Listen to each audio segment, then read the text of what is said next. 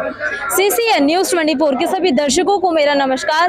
दर्शकों, आप मेरे साथ इन व्यक्ति को देख सकते हैं। इन्होंने एक प्रिंटेड पोशाक से पहन रखी है जिस पे लिखा है आरक्षण गरीबों को मिले, अमीरों को नहीं। आरक्षण आर्थिक आधार पर हो, योग्यता के आधार पर सरकारी नौकरियां हो, समानता का अधिकार लागू हो। समानता का अधिकार तो लागू है ना देश में? किस प्रकार की समानता? जातिगत समानता है। जातिगत समानता जब सारे भारतीय है तो किसानों के लिए जातियों में बांटा जाता है। एक व्यक्ति को रोजगार के लिए तरह तरह की यातनाएं दी जाती है। किसान हरियाणा का हो, दिल्ली का हो, अलग अलग योजनाएं दी जाती है। किस प्रकार की समानता? पूरे देश भर में एक बच्चा 1000 रुपया फीस का भरता है, दूसरा बच्चा 50 रुपया भरता है। किस प्रकार की समानता? एक बच्चे को किताबें स्कूल में मिलती है, दूसरे बच्चों को किताबें नहीं मिलती है। किस प्रकार की समानता? कहाँ नहीं मिलती किताबें? सबको तो मिलती है। कहाँ मिलती है? आप जाइए सरकारी स्कूलों में, जाइए जरा, देखिए जरा। हम लोग जब आप पढ़ रहे थे उसके बाद की व्यवस्था आप देखिएगा। हम लोग हिमाचल प्रदेश से आए हैं। हम लोग कोई ये हवा में बातें नहीं हो रही, ठीक है?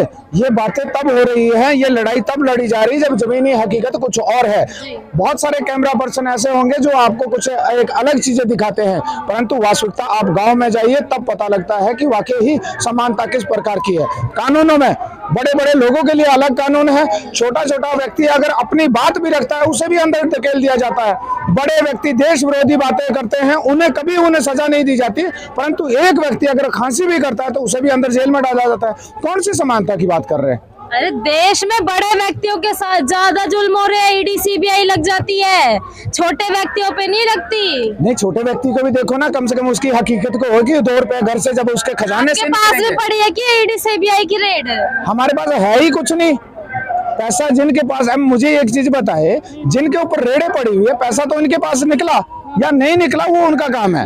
हमें वो नहीं देखना कि कौन रेड डाला क्या देगा। बहुत सारी जो निजी स्वार्थ के लिए रेडे डाली जाती है, हमें उस चीज के ऊपर हमारी मांगे जो है, हमारी मांगे पूरी की जाए। किस प्रकार की मांगे? आर्थिक आधार पे आरक्षण, योग्यता के आधार पे नौकरी, समानता का अधिकार, और किसान परिवार को जो आत्महत्या ना करे, आत्मदाह ना करे, उन परिवार को 3000 रुपया प्रति माह, प्रत्येक किसान परिवार को प्रति माह दिया जाए, जो हमारी डिमांड है।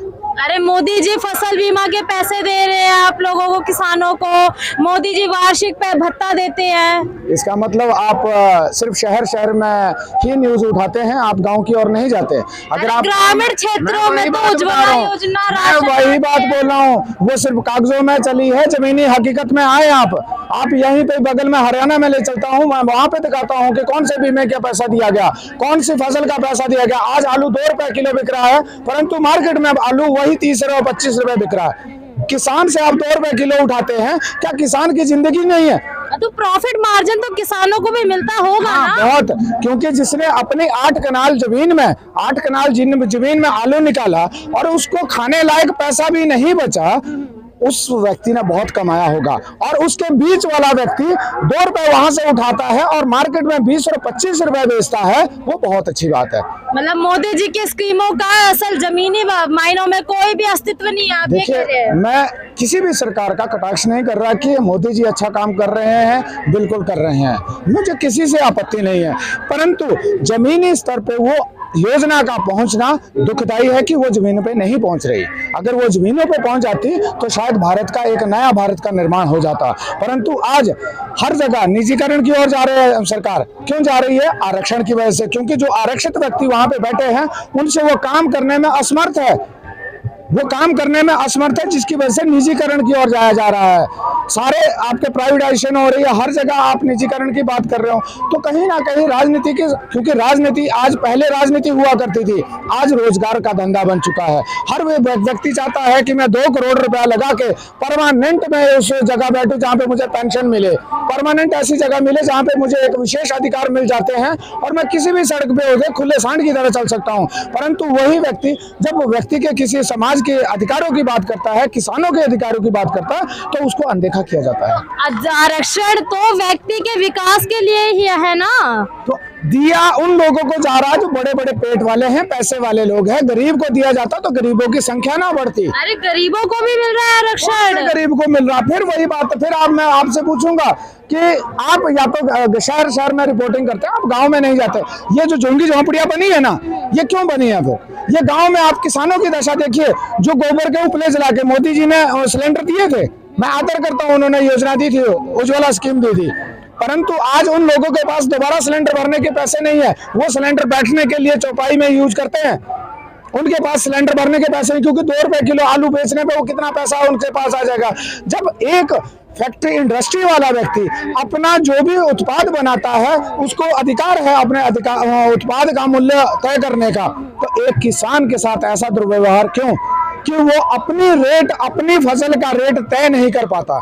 क्यों दुर्भाग्य। और कभी भी मुझे खेद है कि कभी भी न्यूज चैनल इस चीज को बात नहीं दिखाता कि एक किसान का क्या हाल हो रहा है, जिसकी वजह किसान हमारा अन्नदाता है। और जैसे कि बहुत सारे जगह हमने देखा, किसानों ने ये कहा कि हम सिर्फ अपने के लिए भोजन या गेहूं या कनक या जो भी अनाज बो रहे हैं अपने प्रयोग के लिए लो। अगर हर किसान ने गलती से इसी प्रकार की नीति अपनाई कि वो सिर्फ अपने घर का गुजारा जमीन में फसल बोएगा, तो एक दिन भारत में 500 रुपए किलो आटा हो जाएगा। हमें पड़ोसी राज्य प्रदेशों से देख के, पड़ोसी देशों से सीख लेनी चाहिए कि हम किस ओर जा रहे हैं। हम लोग अमृत काल में रहे, और अमृतकाल गरीबों का नहीं है, बेरोजगारों का नहीं है, अमृतकाल किसानों का नहीं है, अमृतकाल इन राजनीतिक पार्टियों का है, इन बड़े बड़े व्यवसायियों का है, इन चुनिंदा लोगों का अमृतकाल है। गरीबों का कोई अमृतकाल नहीं है। गरीबों का अमृतकाल उस दिन शुरू होगा जब किसानों के अधिकारों की बात होगी, जब बेरोजगारों के अधिकारों की बात होगी। क्या लगता है, ये आरक्षण से जितने भी सवर्ण लोग हैं उनको नुकसान हो रहा है कि वो भी फायदे में है? देखिए, स्वर्ण कभी भी अपने लिए आरक्षण नहीं मांगता। आपने यहाँ पे भी देखा होगा, यहाँ पे आप आयोग की बात की है, आयोग आरक्षण नहीं है। आयोग आपको संरक्षण देता है, आपके अधिकारों के लिए, आपके लिए योजना लाने का काम करता है। तो बहुत सारे लोग इस चीज को कहते हैं कि हम आरक्षण मांग रहे हैं, तो सबसे बड़ी बात वो है। दूसरी बात, स्वर्णों में भी क्या गरीब नहीं है? AWS कोटा है, सब बहुत बड़ा कोटा है। हमारे सारे जितने भी स्वर्ण थे, सारे IAS IPS लग चुके हैं। हम तो दलित हैं, हम तो दबे कुचले लोग हैं, हमें ही मिलना चाहिए, दलितों को ही मिलना चाहिए ना। जो ये राजनीतिक लोगों ने ये जो हर वर्ग को बांट के रखा है ना, यही तो राजनीति है। और मैं सभी से आपके माध्यम से आह्वान करता हूं कि सारी जिस प्रकार से खून की एक बूंद से आपको जाति डिसाइड नहीं कर सकते, उसी प्रकार से हम सभी लोग भारतीय हैं। आप इन राजनीतिक लोगों की महत्वाकांक्षा और इनकी पूर्ति के लिए अपने आप को प्रयोग ना करें। आप सभी एक होकर अपने लिए लड़ाई लड़ें। आरक्षण गरीबों को होना चाहिए, समानता का अधिकार होना चाहिए, आर्थिक आधार पर आरक्षण होना चाहिए, योग्यता के आधार पर नौकरी की जब हम बात करते हैं, हमने कहा है कि आपका टीचर, आपका डॉक्टर, आपका प्रशासनिक अधिकारी, आपका इंजीनियर, ये वो लोग होने चाहिए जहां पे 1% भी आरक्षण नहीं होना चाहिए। यदि तो इन फील्ड्स में भी तो कुछ दबे कुचले जो वर्ग है, दलितों को आगे बढ़ने के आरक्षण की तो आवश्यकता है ना? नहीं, दबे कुचले लोग अगर वहां पे आरक्षण, मैं उन लोगों को कटाक्ष नहीं कर रहा हूँ, मेरे भाई है, मेरे साथ भी बहुत सारे दलित वर्ग के लोग हैं, ठीक है, और हमारे साथ बहुत सारे लोग अभी आने वाले समय में जिनसे हमारी बात होती है। बिहार के लिए आरक्षण जरूरी है। देखिए मेरी बात सुनिए। आपने अभी कोविड महामारी से देश गुजरा, एम्स सबसे बड़ा आपके पास शोध का केंद्र है, वहां पे दवाई पे ऊपर शोध क्यों नहीं हो पाया, आप बताएंगे? अरे तो दवाई के ऊपर शोध तो उस वक्त WHO भी नहीं कर पाया। अरे सुनिए, तो एक प्राइवेट कंपनी ने कैसे कर दिया? कुछ टाइम बाद कुछ टाइम कहाँ किया? अरे देखिए, आप बात को ना घुमाएं, आप समाज को और लोगों को, गरीब लोगों को, पढ़े लिखे लोगों को आप डायरेक्ट बताएं कि आरक्षण की वजह से वो हाल हुआ है कि 3-3, 4-4 लाख रुपए लेने वाले, सुनिए, 3-3, 4-4 लाख रुपए लेने वाले व्यक्ति वहां पे जो अनुसंधान केंद्र में बैठे हैं, वो उस दवाई को नहीं बना पाए, परंतु वहां पे 99% वाले लोग, उसमें हर जाति के लोग हैं, उसमें कोई स्वर्ण नहीं है, कोई दलित नहीं है, हर जाति के लोग वहां पे एम्प्लॉइज है, उन्होंने उसको तैयार किया। मतलब आरक्षण वाले लोग जो बैठे हैं वो नाकाबिल है वहाँ पे, ये हमने ये कब कहा कि आरक्षण वाले नहीं कर पाए? तो मैंने वहां पे भी तो कहा, जो जहां पे प्राइवेट कंपनी में शोध हुआ वहां पे भी तो हर जाति के लोग हैं, परंतु सरकारी तंत्र में वो 40 से 50% वाले और प्राइवेट तंत्र में हर जाति के लोग जो क्रीमी हैं, जो सबसे ज्यादा टॉपर है, उनको लिया जाता है। परंतु सरकार क्या कहती है कि मेरे को 90% वाला नहीं चाहिए, मेरे को 40 वाला चाहिए। अगर इतना आरक्षण प्यारा है ना, तो राजनीति में भी करिए कि जिसको सबसे कम वोट पड़ी ना, उसको विधायक चुन लो। ठीक है, जिसकी जमानत जब्त हो गई उसको पीएम बना लो, फिर देखो देश का विकास कैसे होता है। आप लोगों को भी चाहिए राजनीति में आरक्षण? हाँ जी बिल्कुल, जब हमारे लिए भी आरक्षण, बिल्कुल राजनीति में आरक्षण होना राजनीति चाहिए। में भी आरक्षण चाहिए। कोई हारे तो वो उसको बिठाया जाए सीट पे जो हार रहा है। आरक्षण है किस प्रकार से है? किस प्रकार से नहीं है? कितनी सीटें है आपकी टोटल वो नहीं है इंडिया के अंदर? लोकसभा की 545 सीट। हाँ, कितने कितने कितनी आरक्षित कितनी है उसमें? 131 लोकसभा की सीटें रिजर्व हैं, अच्छा। 1250 विधानसभा की सीटें रिजर्व हैं। और यही सबसे पहला आरक्षण था इस देश में, पूर्ण पैठ के तहत जो दिया गया था, वो सबसे पहला कुछ आरक्षण। महिला आरक्षित सीटें हैं और कुछ महिला आरक्षण की यहाँ बात नहीं हो रही, ना यहाँ पे विरोध हो रहा। महिलाओं का कोई प्रश्न नहीं है। मैं आपसे एक प्रश्न पूछता हूँ, जी। किसी भी महिला की इज्जत बराबर होती है? आदि हर महिला की इज्जत बराबर होनी चाहिए कि नहीं इस देश में? है ना, होनी चाहिए ना। फिर एक जाति विशेष की लड़की के साथ बलात्कार होता है, उसे 8,25,000 रुपए दिया जाता है। एक जाति विशेष के दूसरी जाति विशेष के अगर बलात्कार होता है तो उसके FIR तक नहीं लिखी जाती इस देश में। आप इसको समानता कहते हैं?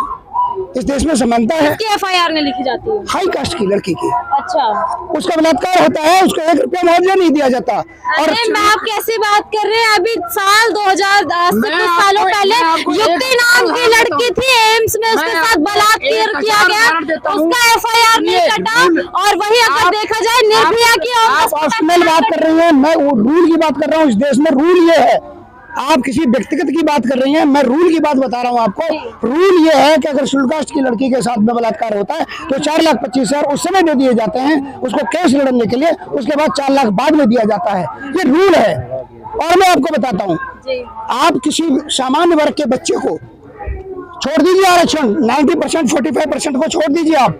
मैं जिस विषय पे बात कर रहा हूँ वो बात कर रहा हूँ, श्रवण आयोग की मांग क्यों है? क्योंकि इस देश में एक गरीब बच्चा जिसकी कोई जाति नहीं, अगर वो फार्म फीस भरता है तो उसके लिए कितनी फीस है? 1,000 रुपया। और उधर ही जाति विशेष का भरता है तो 200 रुपया लेता है। अगर वो एग्जाम देने जाता है तो उसको टिकट फ्री मिलती है, दूसरे बच्चे को टिकट फ्री नहीं मिलती है।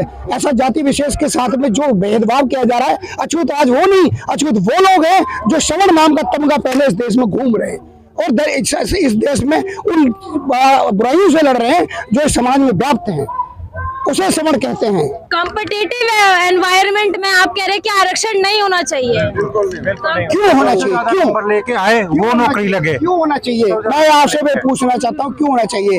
क्या डॉक्टर भीमराव अम्बेडकर ने ये बात कही थी? क्या पूना पैक्ट में ये तय हुआ था? क्या मंडल कमीशन में ये बात लागू हुई थी? क्या अर्जुन सिंह ने शिक्षा में आरक्षण देते समय ऐसा कहा था? कहाँ पर कौन सा रूल है जो आज ये दिया जा रहा है? ये थोपा जा रहा है, ये जातिवाद और वोट बैंक की राजनीति के तहत दिया गया आरक्षण है। और मैं आपको बता दूं, कुछ लोग इसको संवैधानिक कहते हैं। मैं दावे के साथ रिपोर्ट करके कहता हूं कि ये जो आरक्षण दिया जा रहा है संवैधानिक नहीं है। कॉम्पिटिटिव आरक्षण संवैधानिक? सुन लीजिए, कॉम्पिटिटिव आरक्षण जो है ये संवैधानिक नहीं है, क्योंकि उसमें पहले क्लोज में ये लिख दिया गया था। सबसे पहले मैं आपको एक जानकारी दे दूं, 1950 में ये संविधान लागू होता है और ठीक 1 साल बाद मद्रास हाई कोर्ट बनाम चुंबकीय दौरान में ये औंधे मुंह गिर जाता है, ये रद्द हो जाता है। संविधान? जी हाँ, संविधान नहीं, ये आरक्षण का फार्मूला। अच्छा। ये रद्द हो जाता है और ठीक 1 साल बाद में इसे रद्द कर दिया जाता है। उसके बाद कमेटी बनाई जाती है, उस कमेटी में फिर ये आरक्षण दोबारा से थोपा जाता है। और आपको बता दूं, उसमें साफ लिखा हुआ है कि ये जो राजनीतिक आरक्षण है, जैसे पॉलिटिकल आरक्षण 131 और 1250 विधानसभा वाला जो आरक्षण है, ये मात्र 10 साल के लिए था। उसमें एक नोट नीचे लिखा हुआ है, पढ़ लें। उसमें ये लिखा है कि यदि 10 साल बाद इसका समीक्षा नहीं होती तो ये रद्द कर माना जाए। और उसके बाद आज तक इस देश में कभी उसकी समीक्षा नहीं हुई। जब कोई भी समीक्षा की बात करता है तो राजनीतिक बवाल हो जाता है। याद करिए, बिहार में मोहन भागवत ने एक बार सिर्फ इतना बोल दिया था कि अब इस आरक्षण की समीक्षा हो जाए, तीनों सरकारें गिर गईं इस देश में। उसके बाद जब 3 राज्यों में सरकारें गिरी, तब सवर्णों को साधने के लिए एक लॉलीपॉप दिया गया, वो है 10%। इसे EWS कहते हैं। और वो जो EWS है वो यूकन उस EWS के नहीं है जिसे आप इकोनॉमिक बेस कहते हैं, क्योंकि उसमें 1000 खामियां हैं। उसमें जो भूखंड की खामी है वो हर किसी के साथ में नहीं स्प्लिट होती है, उसे सिर्फ मात्र और मात्र एक छलावा और देश के सवर्णों के साथ में एक विश्वासघात है। तो सवर्णों ने भी तो पहले बहुत ज्यादा परेशान किया था ना दूसरे। हाँ, ये बहुत बड़ा आपने पॉइंट बोल दिया। आप कहते हैं कि सवर्णों ने अत्याचार किए, छुआछूत किए। बिल्कुल, आप महाराणा प्रताप ने बिल्कुल के रातों के साथ छुआछूत की थी। भगवान श्री राम ने शबरी के बेर काकर के छुआछूत की थी। रानी की झांसी की रानी ने अभी झलकार बाई को मित्र बना के छुआछूत की थी। कौन से हमारे चंद्रशेखर आजाद से लेकर तात्या टोपे लग जाति देख के लड़े थे क्या? इस देश के उन लोगों को, जो इन लोगों के लिए जो लड़ाई लड़ी थी, बलिदान दिए थे, वो इसलिए लड़े थे कि एक देश, इस देश में एक जाति विशेष पानी नहीं पीने देते थे, पानी। मैं एक बात बताऊं, आज मुझे आप एक मंदिर का पुजारी बनवा सकती हैं? मैं ब्राह्मण हूँ, चलो मान लिया, बनवा सकती हैं? डॉक्टर भीमराव अम्बेडकर ट्रस्ट में मुझे वो बनवा दीजिए, आप मैनेजर बनवा दीजिए, बनवा सकती हैं? अरे जब क्यों नहीं, इसीलिए नहीं बनवा सकती कि वो जाति विशेष के लिए बनाए। अरे जब अपने घर में कोई कुआं खोदता है और वो आप आकर के उस कुएं में गंदगी फैलाते हैं, तो क्या पानी पीने लगा कोई? पानी, गंदगी पानी, अरे वो आकर के गंदगी फैलाते मेरे कुएं में, घर के कुएं में आकर के, कोई आकर के पिएगा? अरे तो जल पे किसी का काबू है क्या? सामाजिक कुएं जितने भी है, कहीं पर भी आपने कहते मंदिरों में नहीं चढ़ने देते। 5000 दलितों को अभी भी बनाया गया है, पुजारी बनाया गया है। अब बनाया गया है ना आरक्षण के बाद, छोड़ दीजिए आरक्षण, फिर आप आरक्षण छोड़ दीजिए। अब क्या दिक्कत है? अगर और जातियों ने, अगर हमारे जैसा आपको लग रहा है कि स्वर्ण जाति को कुछ ज्यादा ही सोना चांदी है, हमारी तरफ बढ़ने के लिए फिर आरक्षण छोड़िए और आइए लाइन में, फिर देख लीजिए, आप भी सब देख लीजिए। देश 70 साल हो गए आजाद हुए, एक भी आदमी क्या आरक्षण से ऊपर उठ नहीं पाया है, समान वर्ग का आदमी नहीं बन पाया है। अगर एक भी आदमी आज बन जाए तो हम लोग धरना प्रदर्शन छोड़ देंगे। जब आरक्षण से एक भी आदमी अपने पैरों पर नहीं चल पाया है, तो ऐसे आरक्षण को नदी में बहा देना चाहिए। देश का सबसे बड़ा घोटाला आरक्षण घोटाला है।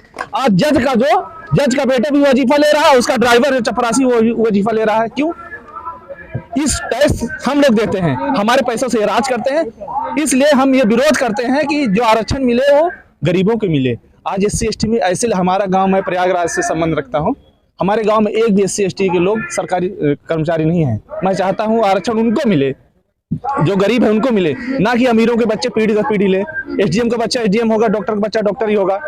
अभी -30 में गणित का टीचर सेलेक्ट हुआ, क्या बच्चों को पढ़ाएगा? बेवकूफ डॉक्टर को एक ऑपरेशन, मतलब आरक्षण के तहत 30 नंबर में -30 टीचर बन गया। हाँ, -30 में वो क्या पढ़ाएगा? राजस्थान में एक टीचर जो है, उसका नाम भी सविता कुछ मीना करके है, वो -7 पर अध्यापक चुनी जाती है। कब तक इस देश में इस तरह से अयोग्यता का जो आवरण ढोकर के योग्यता को आरक्षण से ढका जा रहा है? बिल्कुल, जो योग्यता का जो आरक्षण से जी हाँ, योग्यता का, और आपको बता ना, योग्यता का पलायन हो रहा है इस देश से। वो देश के लिए कितना घातक है। आपका योग्य बच्चे जो यहाँ पर जो वाजिब नौकरियां नहीं पा पाते, वो विदेश चले जाते हैं, और आज हमारे ही देश के डॉक्टर इंजीनियर विदेश में जाकर के अवार्ड प्राप्त कर रहे हैं, और यहाँ उनको नौकरियां नहीं मिल रही हैं। आज भी सरकारी अध्यापक जो हैं, आरक्षण सेवा है, सरकारी अध्यापक प्राइवेट स्कूलों में जनरल कैटेगरी टीचर से क्यों पढ़ा रहे हैं? अपने बच्चों को सरकारी में पढ़ाए ना। जब आरक्षण सेलेक्ट होकर सरकारी टीचर बना है तो उसमें पढ़ाए। आज सरकारी स्कूलों की ऐसी हालत हो गई कि वहाँ बच्चे पढ़ाते नहीं। मेरी यही मांग है कि शिक्षा और चिकित्सा से बिल्कुल आरक्षण खत्म होना चाहिए। ये दो चीज, अगर चिकित्सा से बिल्कुल आरक्षण खत्म होना चाहिए, इसका मैं विरोध करता हूँ। अगर उनको देना है, अगर कोई बच्चा मतलब कमजोर होता है, एक माँ के 4 बच्चे हैं, तो उसको घी दूध खिलाया जाए, पिलाया जाए, उसको बलवान बनाया जाए, ना कि एक को खाना पीना मत दो, कमजोर हो जाए तब वो दूसरा ऊपर उठ जाए। मैं इसका पुरजोर विरोध करता हूँ कि उनको पढ़ने लिखने की सारी सुविधाएं दी जाएं। मैं पैदल चला जाऊंगा पर उनको गाड़ी से भेजा जाए, पर इसमें आरक्षण न दिया जाए। शिक्षा और चिकित्सा से होना चाहिए आरक्षण खत्म? बिल्कुल नहीं होना चाहिए, बिल्कुल नहीं होना चाहिए, बिल्कुल खत्म होना चाहिए, बिल्कुल खत्म होना चाहिए, बिल्कुल नहीं होना चाहिए। अगर भारत की तरक्की चाहते हो तो यहाँ पे आरक्षण छोड़ योग्यता को यहाँ पे प्राथमिकता देनी चाहिए।